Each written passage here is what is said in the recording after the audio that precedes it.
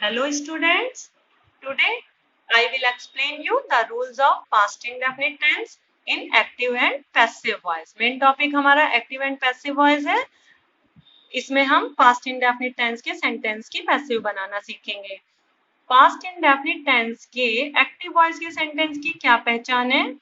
Affirmative sentence हमारा all subject के साथ verb की second form use होती है. Negative sentence में हमारी डिड नॉट और वर्ब की फर्स्ट फॉर्म यूज होती है ऑल सब्जेक्ट के साथ. और इंटेरोगेटिव में भी हमारे फर्स्ट टाइप में डिड से स्टार्ट होता है और second type any question word से. तो जब हम पैसिव बनाएंगे तो हमारा स्ट्रक्चर क्या चेंज हो जाएगा. एफर्मेटिव में हम पास्ट इंडेफिनिट टेंस की पैसिव बनाते समय हम सिंगुलर सब्जेक्ट के साथ हेल्पिंग वर्ब वाज यूज करेंगे और प्लूरल सब्जेक्ट के साथ हम अपनी हेल्पिंग वर्ब वर यूज करेंगे. तो हमारा स्ट्रक्चर हो जाएगा एफर्मेटिव का, सबसे पहले सब्जेक्ट, फिर हमारी हेल्पिंग वर्ब वाज या वर में से कोई एक यूज होगी, फिर हमारा वर्ब की थर्ड फॉर्म आती है और सबसे लास्ट में हमारा बाय और बाय के बाद में हमारा ऑब्जेक्ट.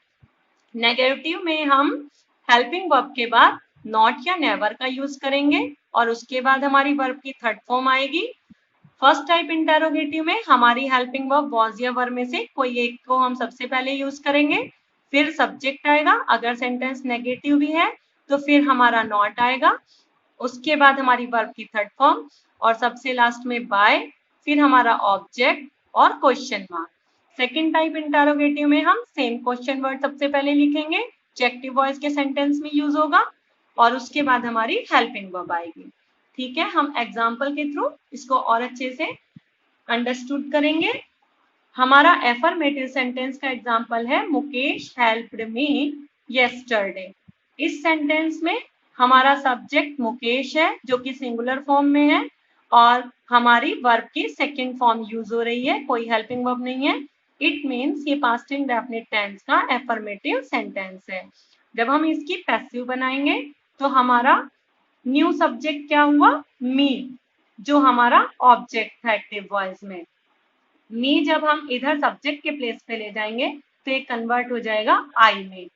आई के बाद according to our first rule, हमारे एक्टिव पैसिव के रूल के अनुसार हम सब्जेक्ट के बाद हेल्पिंग वर्ब यूज करेंगे और आई के साथ हमारी हेल्पिंग वर्ब आएगी वाज. दो रूल हमने फॉलो कर लिए. थर्ड रूल है हमारा use third form of the verb in passive voice.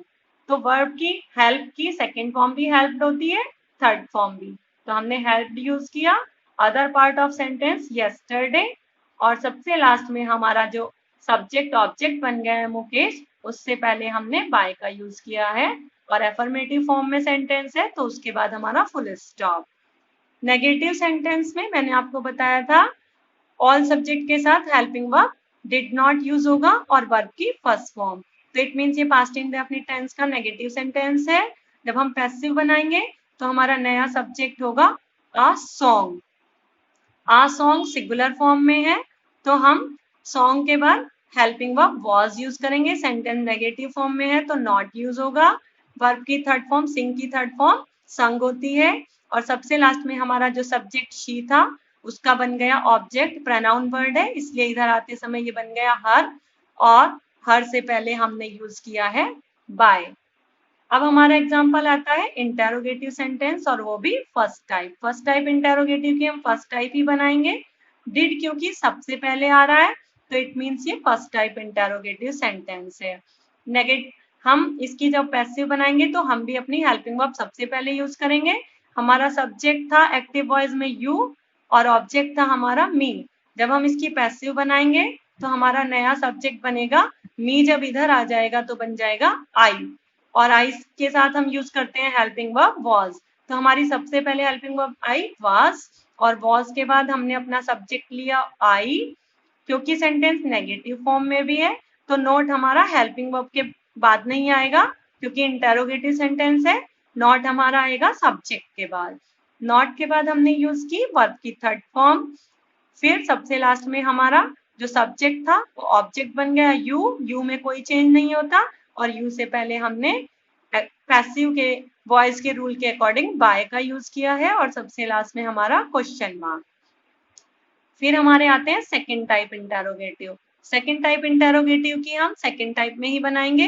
हमारा क्वेश्चन वर्ड वाई यूज है एक्टिव वॉइस के सेंटेंस में, तो पैसिव में भी हम वाई ही यूज करेंगे और हेल्पिंग वर्ब यूज करेंगे अपने सब्जेक्ट के अकॉर्डिंग। एक्टिव वॉइस में हमारा सब्जेक्ट ही था और ऑब्जेक्ट यू। पैसिव में हमारा नया सब्जेक्ट बनेगा यू, जो कि प्लूरल फॉर्म में है। तो यू से पहले हमने हेल्पिंग वर्ब यूज की है वर। क्वेश्चन वर्ड के बाद हमारी हेल्पिंग वर्ब वर और उसके बाद हमारा subject you. Sentence negative form में नहीं है, इसलिए सब्जेक्ट के जस्ट बाद हमने वर्ब की थर्ड फॉर्म लिखी है। कॉल की थर्ड फॉर्म होती है कॉल्ड। सबसे लास्ट में हमारा सब्जेक्ट ही को हमने ऑब्जेक्ट बना दिया हिम में। ही प्रोनाउन वर्ड जब ऑब्जेक्ट बन जाता है तो हिम में कन्वर्ट हो जाता है। हिम से पहले हमने बाय यूज किया है और सबसे लास्ट में question mark. Hope all of you very well understood the rules of past indefinite tense. Thanks to all.